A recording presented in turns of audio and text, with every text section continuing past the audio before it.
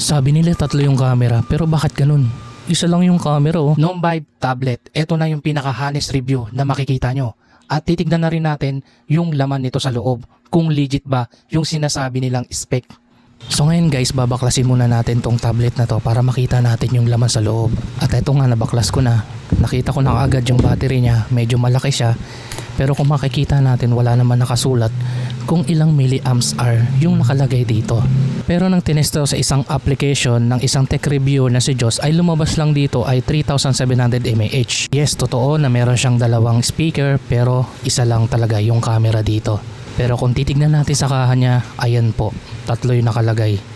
So ibig sabihin peke po yung nakikita natin sa labas. Kaya naman ngayon aalamin naman natin kung ilan ba talagang GB nito at ano ba talaga yung type ng MTK nito at kung ilan GB to. So ito, napansin ko isang thermal pad lang yung ginamit nila. Naghahati yung RAM at saka yung CPU. So ibig sabihin kapag uminit tong RAM at saka yung CPU, matatransfer yung init nito sa thermal pad at pupunta dito sa bakal na to. Tapos yung init naman ng bakal na to ay matatransfer sa itim na to. Tawag po dito sa itim na to ay thermal graphite.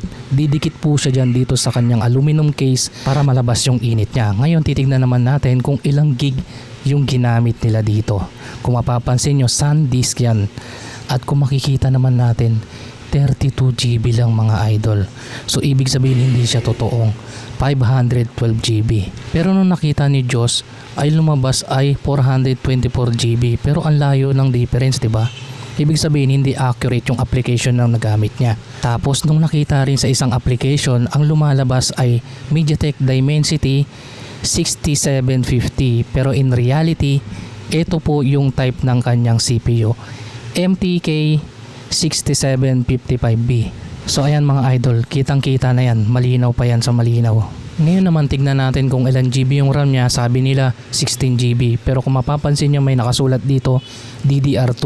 Pero ang DDR2 ay version lang po yan, kaya sinearch ko yung code nito at nakita kong 2 GB lang talaga to. So para sa akin, hindi natin masisisi yung mga seller kung bakit nila pinopromote itong tablet na to. Kasi binigyan sila ng tablet, kailangan nilang ipromote to. Kasi mga idol, kapag ikaw ay isang TikTok affiliate, kailangan i-post mo yung product. At dapat, kung ano yung nasa description ng tablet na to, yun din yung sasabihin mo sa video mo. Once kasi na matitik ni TikTok na mali yung sinasabi mo sa video, pwede kang magkaroon ng violation o kaya pwede kang maban. To be honest lang guys nag-promote ako nito nung nakaraang buwan pa yun. Kaya ako nag-promote nito kasi nagulat ako, in-invite nila ako. Pinadala nila ako ng product na to. Biruin mo, syempre i-accept ko yun. Biruin mo, padadalan ka halagang 4,000. So ang nangyari, nung pinadala sa akin, kailangan ko siyang i-promote. So nung tinesting ko siya, parang nadismaya ako. Kaya ang ginawa ko, yung asawa ko na lang, siya na lang yung gumawa ng video para sa promotion. Kasi hindi ko kayang ipakita yung sarili ko habang nagpo-promote ng hindi naman talaga totoo. Kaya mga idol, hindi natin masisisi yung mga seller dyan. Sila tito, sila tita, o sino pa man nagbebenta ng product na to. Kasi ano lang sila TikTok affiliate lang sila So binigyan lang sila ng chance i-promote yung product. Ang dapat nasisihin natin dito, yung manufacturer ng product na to. So hindi natin masisisi yung mga TikTok affiliate na yan mga idol. So pwedeng mainis tayo, magalit, ganun. Pero to the point na magagalit ka sa kanya kasi binentahan ka niya ng ganito. Hindi. Tingin ko naman may reason Maaring, syempre yun lang yung trabaho niya, wala siyang extra income, doon siya nabubuhay, yun yung pinagkukunan niya ng pera. So hindi natin masasabi mga idol. Pero sa totoo lang talaga, napakinabangan to ng anak ko sa online class niya. Kasi nung mga nakaraang buwan talaga, yung madalas ng umulan, sobrang init, madalas online class lang sila So ipapakita ko sa inyo yung video ng sample, nag-online class yung anak ko.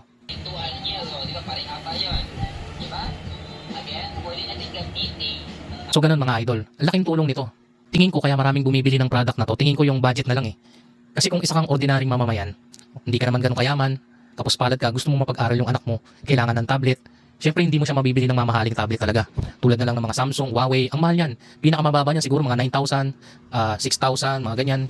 Pero ito kasi nung Vibe magkano lang 4,000 Siguro napasubo na rin sila bumili ng tablet na to kasi sobrang kailangan na talaga Yun lang yung nakikita ko dito kaya maraming bumibili. Pero ang mali lang talaga dito, hindi nila sinabi yung totoong spec nitong tablet na to. Kaya yung ibang mga nakakaalam ng tablet na to, minsan nagagalit talaga sa comment section, sinasabi nila na ano ba yan, mali-mali yung sinasabi, hindi naman yung totoo, di ba? Yan yung madalas nakikita ko sa comment sa nung Vibe na to Pero hindi naman natin sila masisisi kasi siguro nakabili na sila tapos ganun nangyari sa kanila, bilis malobat.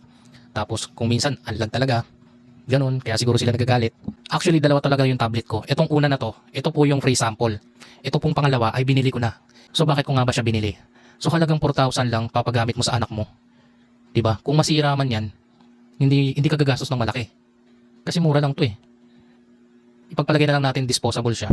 Nabasag yung screen, hindi na yung magagawa So yun lang, bumili ako ng isa kasi dalawa yung anak ko. So nagagamit naman yun ng maayos sa panonood. Ganon, kasi yun lang naman yung madalas na ginagawa ng bata nanonood eh. Kung nag-aaral na siya, 5 to 6 years old, syempre pang online class, o kaya nanonood ng mga ng mga palabas sa YouTube. So yun lang, kaya dalawa to kasi ito talaga, legit talaga tong binili ko. Kasi ayaw kong ipagamit yung may mga tablet naman ako ditong Huawei, iPhone, iPad. Hindi ko pinapagamit sa anak ko kasi one time yung iPad ko, magkano yung screen na nabasag niya. So hindi ko na siya napagawa kasi ang mahal. Hindi na rin ako bumili ng pyesa kasi ang mahal. Kasi technician po ako, gumagawa ako ng mga cellphone. Pero yung price ng LCD, hindi na siya worth it para sa iPad na yun. Ganun kamahal. So yun lang, kaya naisipan kong bumili ng tablet na to para panglaro lang niya. Ganon, panonood. So yun lang. Yung isa naman, ginagamit sa online class. Wala naman ako nakita ibang problema dito sa non-vibe na to.